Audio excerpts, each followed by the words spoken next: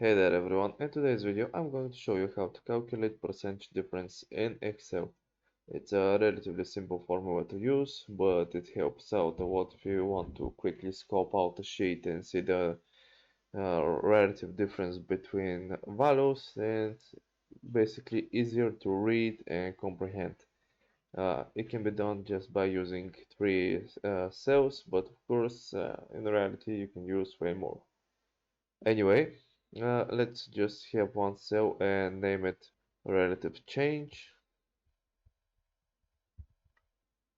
I'm gonna just bump this up right here, and let's have initial value A here, and just gonna quickly copy that, and initial value B here. Come on, there we go.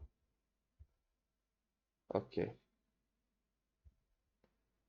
so uh, our relative change is equal.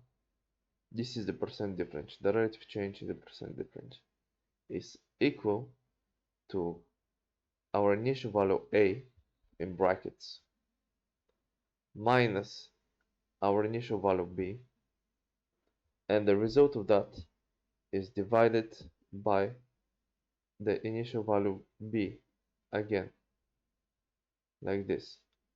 And if we put 100 here and 80 here, you can see that it's 0.25.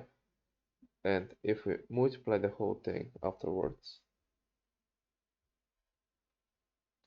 to 100, so we can get it in decimal, we can see that it's 25, and this is 25%.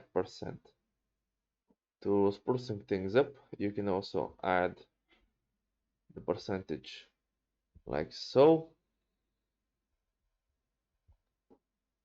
and there we go. The percent difference between 180 is 25. Let's try for a different number. Okay.